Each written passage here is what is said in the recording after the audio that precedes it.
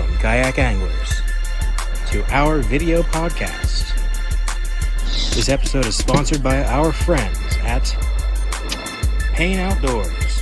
No nonsense, straight talk, outdoor analyst, and custom plastics. Guggen Brothers Custom Tackle, custom-made jigs and Ned rigs. Feel-free kayaks. Pedal, paddle, or power, there's something for everyone. And Yak Gadget, proudly supplying you with American-made kayak fishing accessories and gear. Now, let's join our host, John Rapp. Hey guys, welcome to the 12th episode of this show, the kayak fishing talk show, raw and unfiltered. Before we get into the meat and potatoes of the show, I wanted to take a few seconds to talk about something dear to me, and that's we've had some incidents here the last week that have been tough. I had a friend of mine, a West Virginia State police officer. He's a sergeant. He'd been in the West Virginia State Police for several years, who died tragically on his farm from an accident. His son is also U.S. Deputy Marshal, where I'm currently working at, and I just wanted to wish their family well. Also, I don't know if you've been paying attention to what's been going on overseas, but there's been a colossal failure that has taken place over there, and because the result of that pullout, we had several of our U.S. military forces killed performing their duties. You know, we have an all-voluntary force. This is something that's close to me because I have two sons that have been in the military. One son's active now, and I've also served in the military and been overseas. So let's take a moment and remember those folks.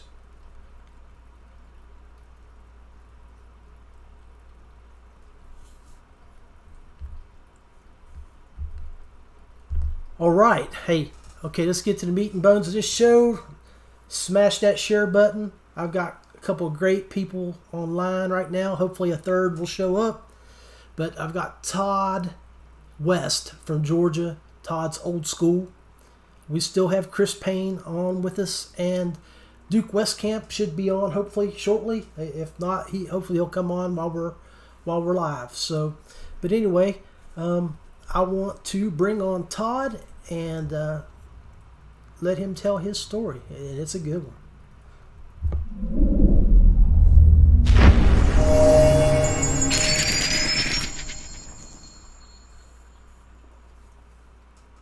What up, Todd? How you doing, Big Daddy? What's going on? I'm good, man. Yourself? Man, you're looking good. I mean, I can see some chrome in that beard, man. You showing some age since I've seen you last. Yes, sir, man. Well earned. Got a bunch of kids running around. I hear you, man. Hey, man, so I'm sure, I mean, if people have been involved in kayak fishing over the past several years, they should know who you are. Even though you're not one of those guys that jumps out to the forefront, you have done live streams when you were working with Vibe on Facebook. You've worked with Crescent. You are a world record holder with a fly rod. I mean, you're out there. But if I didn't know who you were and had been friends with you from years back, so that's why I wanted you to come on the show, man. I wanted people to know a little bit about Todd West, because I know you don't get out there and talk to people like I would like to see you do. And by the way, my wife, of course, you know, who loves you like a dear friend, sends her regards to you and says hello. Well, tell Mina I said hello. I will, buddy. Hey, so tell us your story, man. Hey, and tell us a little bit. I know you got a few minutes here. I'd like to hear a little bit about your bull riding too. Yeah, I rodeoed a little bit in high school, man. We were chatting about that earlier. I wasn't great at it by any means, and by the time I got decent at it, I figured out I didn't need to be doing it. So. Awesome, brother. But yeah, man, I just you know, like you said, I kind of lay low, man. I kind of like doing things from the backside. I you know, I wrote with KBF magazine for a while, and have done some stuff with Chris Payne since he's been doing Paint Outdoors, and I just kind of, you know, I do everything from behind the curtains, man. I did a little bit of, you know, kind of out front stuff with Vibe before. ICAST was one of those things. I've done some out front stuff with Ram mounts. ICAST was one of those things. You know, I'm not one of those look at me type people.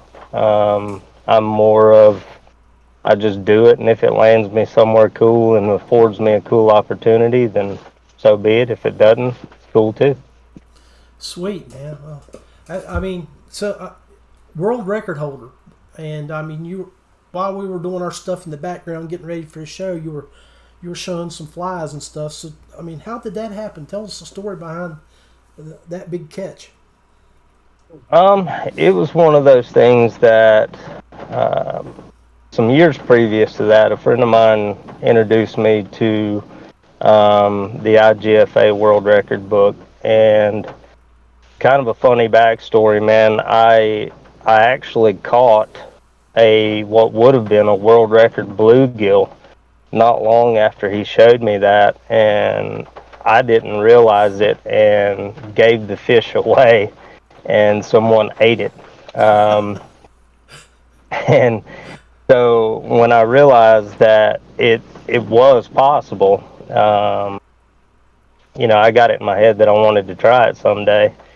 So I just kind of got this wild hair and started flipping through it and joined the IGFA, and then kind of picked one that was near and dear to me. I love spotted bass, so I found one that was really tough and decided to make it a little bit harder, and I wanted to do it on a fly that I tied home water from a kayak, so I made it a little harder than it had to be, and just went from there, man. And 2.5 years it took me. The first year that I chased that fish, I probably fished 280 to 287 days out of that year. And when I say fished, it might have been 5 minutes. It may have been just swinging by the ramp making 6 casts just in hopes. You know, run into town to grab dinner, pass the ramp on purpose kind of thing, you know. I just kept at it, and then, you know, one day I needed to blow off some steam and get some stress out. I'd gotten some bad news, and went to the river, and lo and behold, that's the day it happened. Ended up sticking right at a 4-pound spot on 2-pound tippet. And for those of you that aren't familiar with fly fishing, 2-pound tippet is about the equivalent of a piece of hair. And the tippet that I personally use, I have tested, and mine breaks at 1.9, which is well under the 2-pound mark. And you're allowed like 2.2, I think, and mine breaks at 1.9. That's awesome, man. So, and you know, I had some help. I had some really, really good information come from some amazing people. I was put in contact with a guy, and at the time I didn't realize how substantial and how big of a deal it was. And then after getting to know him, and I knew who he was, but it didn't register right away how serious and how awesome of a gift I had been given. But I was put in contact with Lefty Cray. Lefty Cray is a legend in the fly world. Mr. Lefty was kind enough to kind of guide me through it and help me make some rod changes and things like that. And because I kept blowing through the tippet, I hooked several fish that I could have set the record with, and actually landed one. But it wasn't quite what I was looking for. I would have only beat it by like 1.5 ounces. And I wanted to take it as far as I could, so I actually let that fish go. Probably the craziest risk I've ever taken in my life. That's a cool story. I mean, like we were talking in the background earlier, man, I've never picked up a fly rod, don't know anything about it. Seems like it'd be something that would be fun. One of the U.S. Marshals I work with, he would always go down to a fly fishing area only catch and release on the Greenbrier River and going after trout. And he would he made quite a few. You'd bring them to the office and show them to us. But it seems like it seems like it's something that you have to master. It's like it's a craft you have to master. So I wouldn't really call it mastering as much as it's something you really have to study. A lot of people compare it to golf, and for me, it's one of those that it's like riding a bicycle. Once you understand the mechanics of it, you really never forget it. You just have to, it may be 20 years before you get on another bike, so you're a little wobbly. 10 minutes in, you finally get your flow back. Same thing. I know guys that are just amazing golfers, and then they can lay a set of clubs down, and within 10 minutes, they've got their swing back. Kind of the same thing. You just have to teach your body that muscle memory. And it's quite funny. For a long time, I was a decent caster, and I still don't think I'm an amazing caster. One of the coolest stories I have, and I'll kind of touch that here, is Lefty Cray told me one time, he pointed at my chest and he said, "You cast right there. That's where you cast from. You're a soul caster." He said, "I can't teach you a thing. And I've taught millions of people how to fly cast, and I can't teach you a thing because you cast with your heart." He said, and people that cast with their heart, they don't have pretty cast. They're deadly accurate. It looks horrible. He said, blatantly, I'll just tell you flat out, looks like shit. He said, but as far as your accuracy and your determination, I'll never be able to stop what you're doing. He said, because you see a hole, you cast to it. I see a hole, I think about how to cast to it. You just do it. He said, so people that cast like you are high risk, high reward. So, I've taught a lot of people to cast, and it's kind of one of those things. If you can teach somebody to just cast with their heart and just feel the rhythm of it versus trying to teach somebody to be 10 and 2, very mechanical with it, it's different. It's different. Sounds good, man. Well, hey, you're going to hang around. We're going to do a little chitty chat there at the end of the show. So let's take a quick break, and we'll bring on the next Payne guest. Outdoors, Straight Talk, an outdoor product analyst and custom soft plastic maker. Check out our reviews and products at our website, payneoutdoors.com. Feel Free Kayaks, something for everyone. Pedal, paddle, or power, we can outfit you to meet your needs. For more information, visit feelfreeus.com. Kayak Gadget offers all kinds of kayak accessories such as motor mounts, anchor systems, and other track-based items to make your time more enjoyable on the water. Visit their Facebook page, search Yak Gadget. Guggen Brothers Custom Tackle specializes in jigs and Ned-style lures. Brothers who know what it takes to put fish in the boat. Check out their Facebook page. Search Guggen Brothers Custom Tackle. All right, guys, I'm back. Go to the next segment of this little show. Not sure what happened with Duke Weskamp. He hasn't made it on yet, so we'll move on and bring on Chris Payne from Payne Outdoors. So stand by.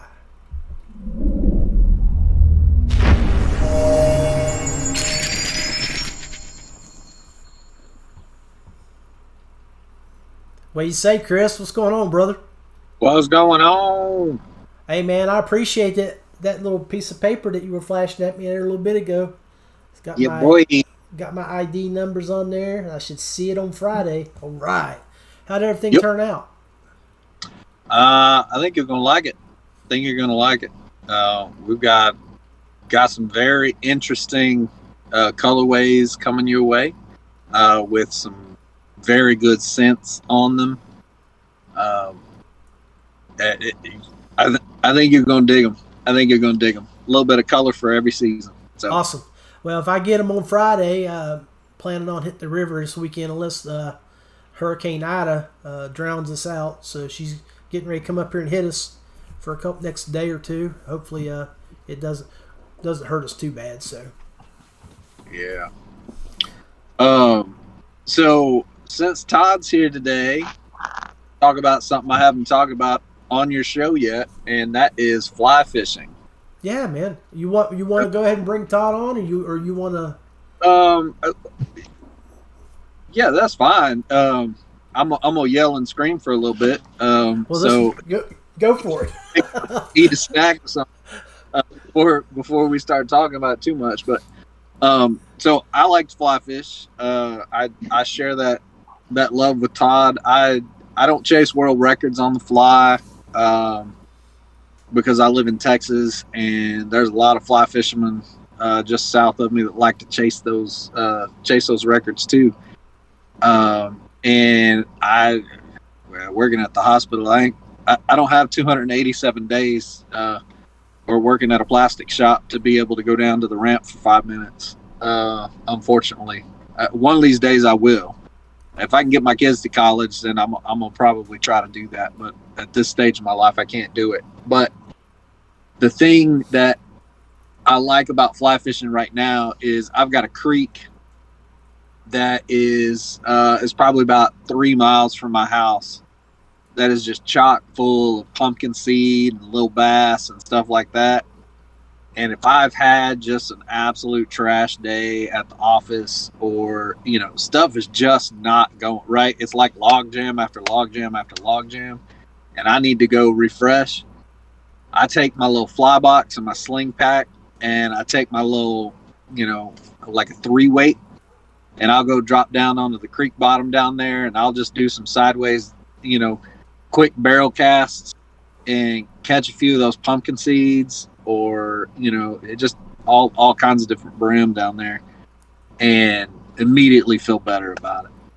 And I think fly fishing has a pretty good name and pretty good rep.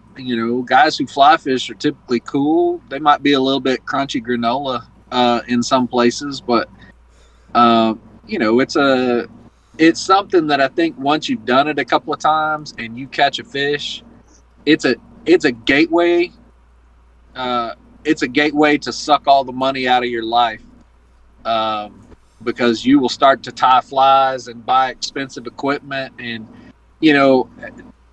once you use a fly rod that's not that 2-piece broomstick that you buy at Academy or Shields or wherever, once you use something that's got a good buggy whip to it, and you see that line just shoot out and you feel it, like when you feel like you have way too much line out and you throw it and you feel that it's all going to shoot out, man, that's like, loosing a good arrow or just putting a dot shot on a deer 300 yards down. I mean, there's not a whole lot of feelings like that.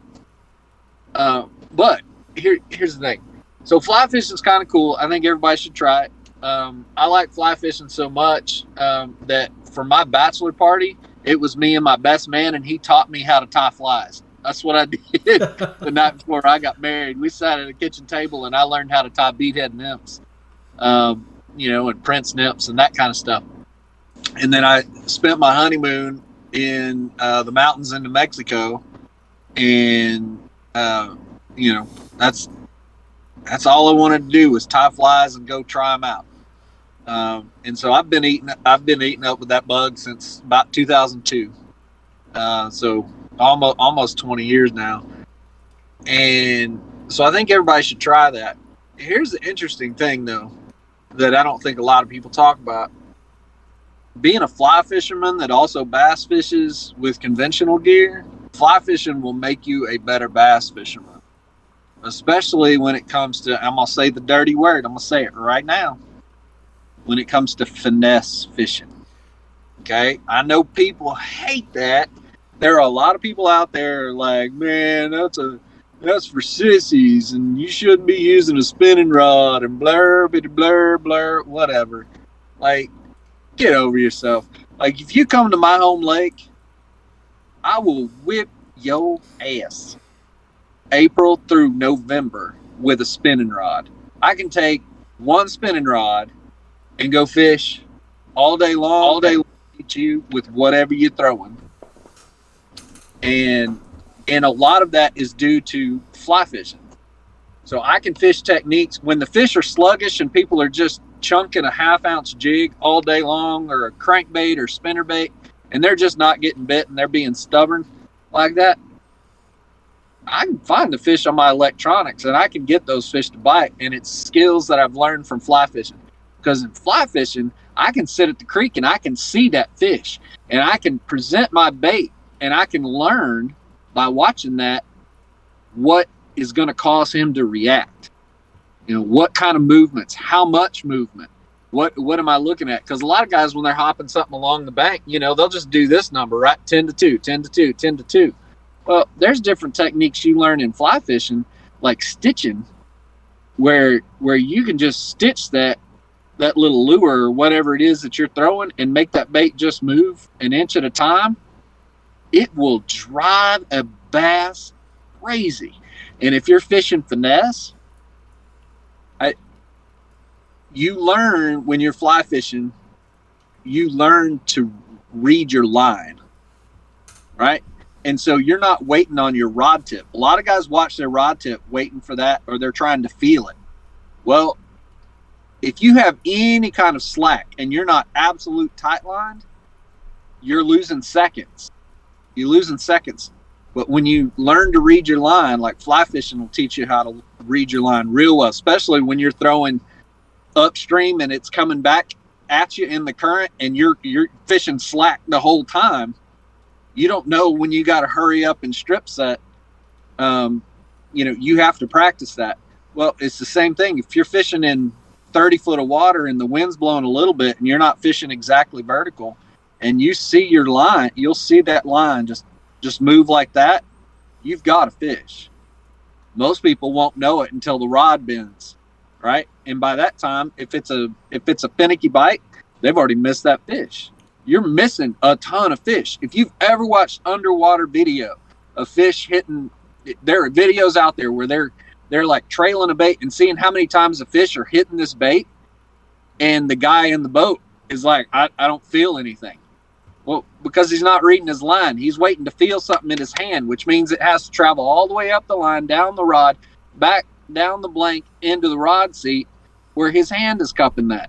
Well, you're losing valuable seconds.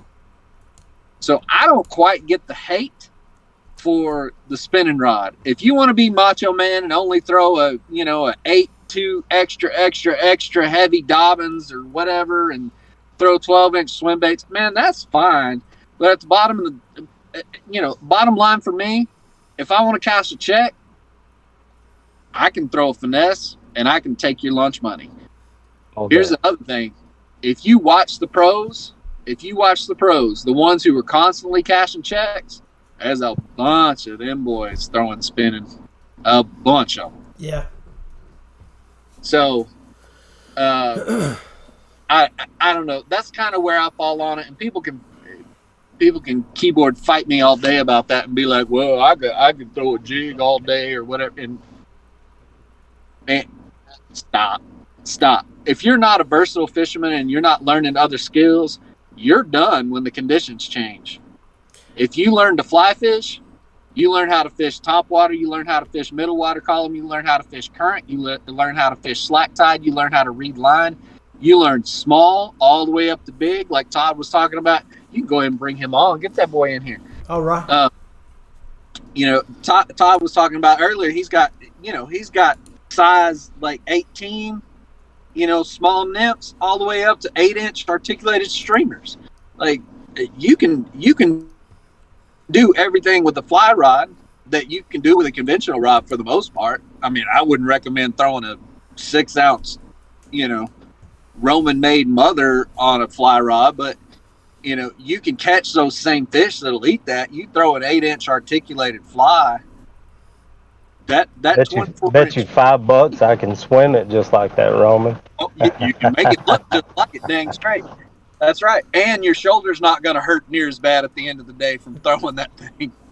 I don't know, man. You've never swung my 9-weight. Hey guys, for everybody that's just joining on the show, we got Chris Payne's the top left, and the bottom video is Todd West, who was on the show a little earlier.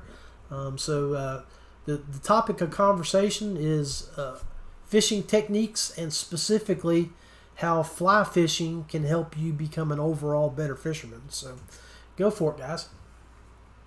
Like I'd like to touch on some of what Chris was saying. Like for me, it's kind of strange, and a lot of people look at me like I'm nuts when I say this, but I can miss a huge fish. Like I can hook up on a huge fish on fly and lose that fish, and I get tore up about it, but it doesn't bother me the same as it would if I was using conventional tackle. I guess I have built this mindset of conventional tackle. You've got all this backbone. You should be able to land this fish. On a fly rod, I know I'm going at the fish under gun from the word go. And I know that I'm basically bringing a McDonald's straw to a bar fight, is the best way to put it. And I've landed some really good fish on the fly, and this year specifically, I have learned more about targeting big fish and fighting big fish than I've ever learned in my life. I've had some amazing dudes that know how to hunt big fish, kind of take me under their wing and teach me some different techniques. And when I say techniques, it was so minor that I was this close to being exactly what they were teaching me to be already. And it was just as simple as me turning my hand this way or lifting a little more. It was small, minute things that changed the whole way you fight these fish. And I ended up landing a grass carp earlier this year on a 4-weight rod that, according to the IGFA, going off of the girth and length measurements, should have hit in the high 40s as far as weight goes. Just a massive grass carp, and I caught this thing on a 4-weight rod. And if you don't know anything about fly fishing, 4-weight rods are on the spectrum of extremely light. It's about the equivalent, in my opinion, of it's the equivalent of a lightweight spinning rod. If you picture a 9-foot lightweight spinning rod, that's about what you got. And I just put some of those techniques to work, and it took me a long time to land it because I was way undergun. But it worked. And the biggest thing is it has taught me so much patience and just really focusing on what I'm doing. I've always been a big finesse and light line guy. Anybody that's ever fished with me knows that. And a perfect example is I went to Texas and fished Lake Bastrop a few years ago and was just getting my tail handed to me out there, man. Because I went out there thinking, Texas, big fish, blah, blah, blah. And yeah, it was Texas and it was big fish. But those big fish were eating baits this big. I'm throwing crankbaits, I'm throwing everything, chatterbaits, all this stuff. And this was before Ned rigs and all that were hot. And I throw on a shaky head and a 4-inch Zoom trick worm. And no lie, just started laying down work. I mean, putting in work. And I was there 3-4 days, and the first day and a half, I was turning fish left and right, and as soon as they would feel pressure, spitting it out.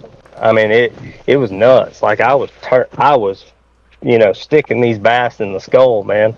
And as soon as I would feel those fish turn, boom, they were gone. And I didn't understand it. And what made me understand it, all jokes aside, is I had a fly rod with me. And I took a little small shad pattern about this big, ended up catching about a 3.5 pound bass on fly. And I watched him come out of the weeds from like 10 feet away and just smoke this thing. I had casted there 15 different times with a conventional rod and nothing ever moved. Nothing moved. The weeds didn't chatter, nothing moved. Same spot, strip, paused it, strip, boom, here he comes. And it was just kind of a weird deal, man. And I will say, Bastrop is a unique lake anyway, because that thing is like 70 degrees in the middle of the winter. So it's a very unique lake. So these fish feed all the time. And when they feed, but it's very, very, very, very picky. And it's kind of a unique thing, jumping from, fly to conventional to fly. It's a lot on the brain, I can tell you that.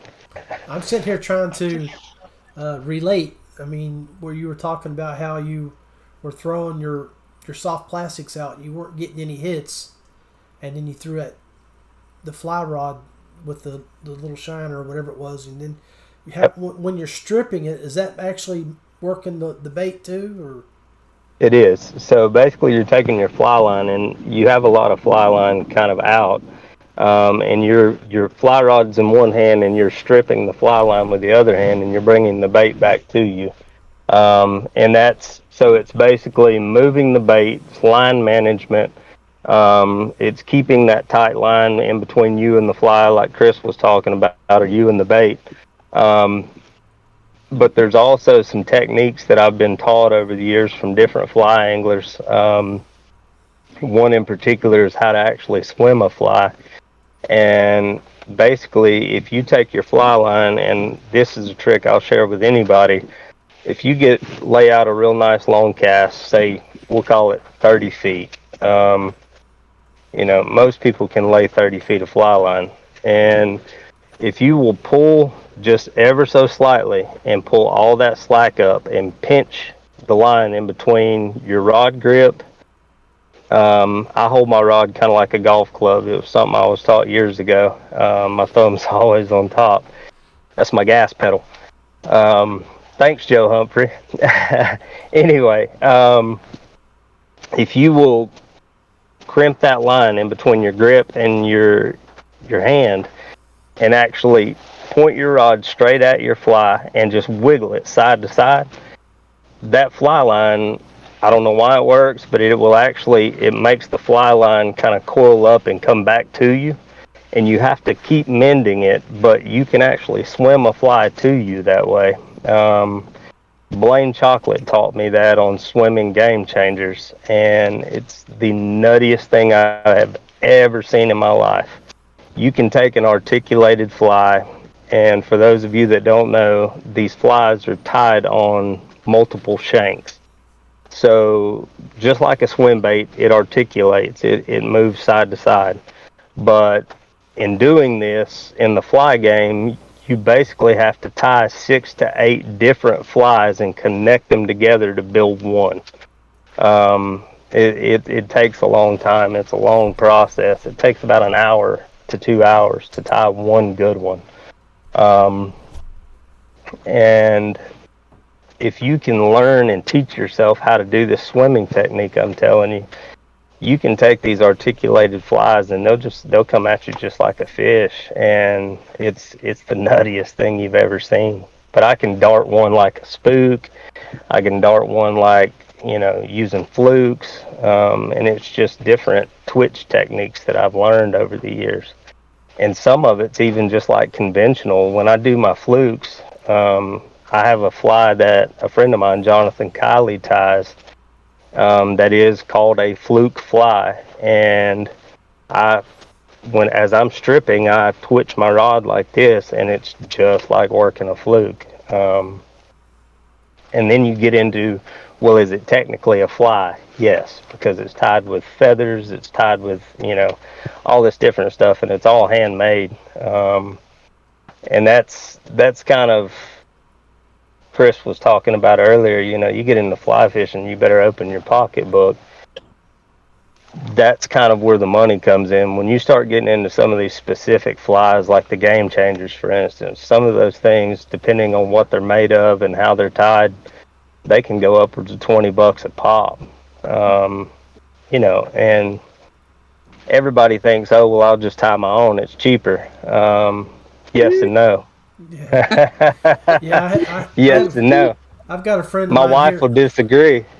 There's a friend of mine here in West Virginia. He actually used to give my club a bunch of flies, but they were especially made. They look like crawdads that he had. Oh yeah. And we used to give those out as prizes. He had special foam sent in, and he used deer skin and some other different types of things. But it was. Well, you guys are in smallmouth country up there. Yeah. And he lives on the smallmouth river. That's river where he was at. That's what he would use them for. So. Absolutely. So, getting into fly fishing doesn't have to be super expensive, but it can be super painful if you do it on the cheap. So do not go to Academy or Dick's or Bass Pro and buy that $49 all-in-one reel rod and some flies. That's throwing a broomstick with yarn on the end of it. Don't do that crap. It'll ruin fly fishing for you. It's kind of like we say, don't buy a 23-inch wide kayak that's 12 feet long and expect to be able to stand up in it. Right. It's the same thing. Don't expect to be able to throw it. If the end of your fly rod is as thick as my thumb, that's not going to be a good experience for you. I try to tell everybody, spend, somewhere between $100 and $150 on a good combo. Redington makes a good one. Believe it or not, Orvis makes one that is, like $130, $140. I like the Redington stuff. I use nothing but Redington reels. For a long time, I used strictly Redington rods until I just recently signed a deal with a fly rod company. Well, congrats on that, brother. Thank you. Well, guys, you guys, so many good ones out there.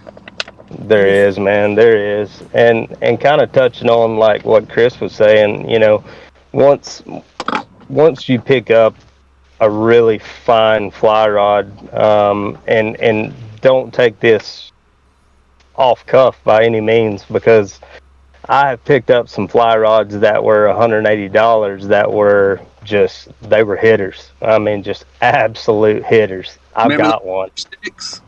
Yeah. And I mean, I've got rods that range from, and understand that not all this came out of my pocket. I've been blessed to do a lot of this with pro deals, but I've got rods that range from $500-600 down to $34, and it depends on what you're getting into. And I tell people the best way to teach yourself, if you want to buy a cheap rod and that's where your budget's at, go buy yourself an old school Eagle Claw fiberglass rod. That rod will teach you. It will teach you, because if you have any bad spots in your cast, that sin's going to show up and you are going to buggy whip yourself in a New York minute, and you will learn how to get that out of your cast. Glass is very forgiving in teaching you how to cast, but it will also be it'll be your alpha and your omega if you're not careful, because it will flat out whip you if you're not careful. So if you must get into it cheaply, go glass, go with the Eagle Claw. I own 2 of them myself, and I love them. I am a glass rod junkie. I have some expensive ones. I have some cheap ones. I've just recently started fishing for Douglas fly rods, and the rod that I'm using through Douglas is the DXF, and it's bar none one of the finest rods I've ever used in my life. And I can do things with that rod that I've never done with any other fly rod. It's just different. The graphite's better. It's tighter molecules. It's made different. The rod's 9 foot long and it weighs 3.6 ounces. I mean, it's unreal. It's unreal. Huh.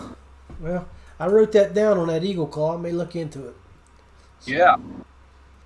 It's a good one to learn with. It really is. If I could put one rod in anybody's hands to teach them, that'd be it.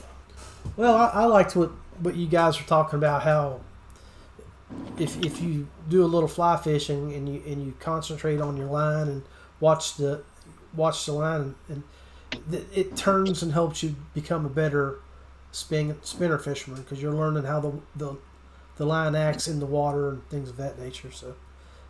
And a lot of people use indicators, and even watching an indicator, a lot of people assume that it's like watching a bobber, but it's not. I've drifted runs, and we'll even talk about like just trout fishing. I've drifted runs and I see my indicator move, and this is where teaching yourself to be quick and gain those milliseconds. And I'll go above what Chris said, and it's not seconds really, it's milliseconds. Like, it is really teaching yourself to go from eye to hand and teaching your brain to process that. And you can teach yourself that. And it's wild what fly fishing has taught me, how to really tune into my body. And I know this sounds crazy, but it's true. But if you see that indicator move and you know that you're in a deep run and it shouldn't move right there, and you lift, like the guy that taught me to do this, is his favorite quote is, "Hook sets are free. Set it," set on that. And I couldn't tell you how many times I've stood shoulder to shoulder with this man, and he goes, "You should have set on that. Should have set on that." And finally, when I taught myself to, as soon as I see that move, to trigger, he calls it the mouse trap. Is you got to trigger. You got to teach your hand to be your trigger. And it's sniper-like precision. That is the best way I've ever heard it. It's true. It's like being a high-end shooter with a fly rod. And you have to teach yourself to react.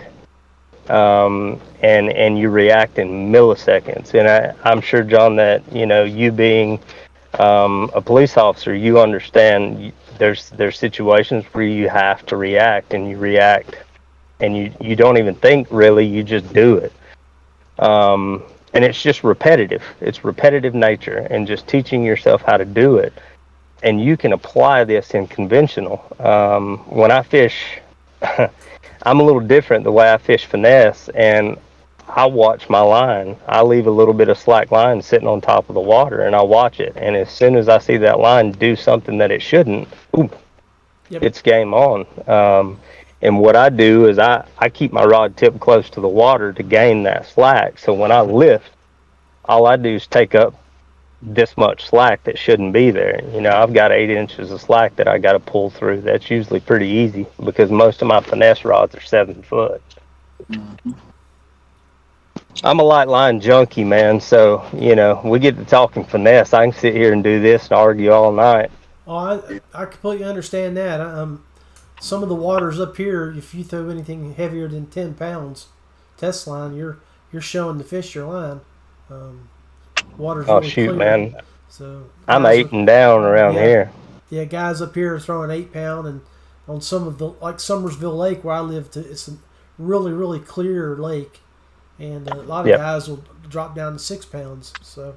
Yep, absolutely. I've got a 7 foot ultralight in my house. It's one of the wildest rods I've ever used in my life. It basically starts out like a light action and goes to an ultralight at the last, foot and a half of the rod. And I used it on the river here last summer and ended up landing about a 6-pound largemouth with it. And that fish in particular, man, I was using a little bitty bait. And that's what I was talking about earlier is there's times where, a lot of people, and I've learned chasing and targeting big trout and stuff like that. There's times where, I have a lot of people talk about the finesse. Oh, you're just going to peg dinks. You're just going to peg dinks. And man, I've caught some monster fish on tiny baits. And I've caught some of the biggest trout I've ever caught in my life on a fly so small I can get a dozen of them on a quarter. Wow. You get into size 22s and 24s, I can get a dozen of those things on a quarter and still have some room. They're microscopic, man, and it's amazing what these fish will key on, especially in the finesse game. So my river box is, I have chatterbaits and I have some spinner baits, and I run crankbaits like DT4s, DT6s. I have some 8s for some of the deeper holes. And I in doing this, I key on very, very small baits because I know I can entice those fish to eat because I can hit them in the face with it and it doesn't spook them. You run an 8-inch HUD through a fish, and if he's not just absolutely savage, he's not going to eat it. He's done. I mean, I have watched, some just magnum spotted bass, me throw a 6-inch worm at them, and they'll back up away from it and just look at it. And I can paddle back up to the same fish and go to a 4-inch worm, and they'll smoke it. And sometimes a fish is not going to fight for food. They want to be the big dog. They want to be the predator. And, sometimes you can get that predatory reaction and throw a big bait and smoke a big fish. But most of the time, what I have found is if you can finesse them, you can stick them. And that's why you hear all these athletes and things talk about finesse. It's all about finesse. And, I'm a believer in it, man. Sometimes you just got to be able to finesse them. Well, to that point, John, in 2020, I caught 17 fish over 6 pounds. 14 of those fish came on my 5-inch finesse nickel worm that I make. Only 3 of them were on a bait bigger than 5 inches. That's all the testimony I need for myself. Like, people ask me, what's your favorite worm? It's the 5-inch nickel worm and Moody Blue. Because I don't know why blue works, why that Moody Blue, it's kind of a purpley blue. That works in clear water, stained water, moving water, slack water. It doesn't matter. It works everywhere, and it catches the fish. I mean, if I told you, so over the next year, you're going to fish this worm. You're going to primarily fish it. It's a finesse technique. It's only 5 inches long. It's a real skinny body. It's less than a 1/4 inch thick at the thickest part. And you're going to catch 14 6-pounders on it. Would you throw it? Yes. Right. And so, I'm surrounded by people who love to throw, big jigs and fish in deep water and stuff. And I'm like, I fish deep water. I just fish it with a 5-inch finesse worm in 30 foot of water with a 1/4 ounce drop shot laid on the bottom of it. Absolutely, man. Yeah. And it's just one of those things. It's been proven time and time again. And Chris and I at ICAST were blessed enough to hang out with Mark Zona while we were there. You remember that? Oh, yeah. And I asked Zona myself, I said, so if you could only have one technique and one technique only, and I think Mercer was standing there when we did this. Yeah. I said, one technique only to guarantee big fish. If you could pick your ultimate tournament where everybody picked one bait, one style, and this is what they stuck to the whole tournament, what would it be? And he said finesse, because I would hammer your ass. Yep. He knows. He said, I can make big fish eat small baits. That's easy. Yeah. That's easy. He said, because they're not intimidated by it. They're not going to question it. They sit there and scoop up and suck up crawfish and small bait fish all day long. And he said, yeah, of course, you can get predatory strikes out of all these fabulous baits. Sure you can. Absolutely you can. He said, but you can hit one in the eyeball with a 4-inch worm, and he's going to back up and smoke it. Yeah. Yeah. And it's just fact, man. It's fact. And, in talking about me targeting and, trying to learn how to hunt big trout, I kind of poured myself into trout fishing last year and all through the fall and winter. And one of the things that I noticed is I would drift my flies past these fish, and I'm fishing water that's it's clear as a bottle of vodka, man, and like literally gin clear. And they see me, I see them, and I would drift these flies past them, and they would move.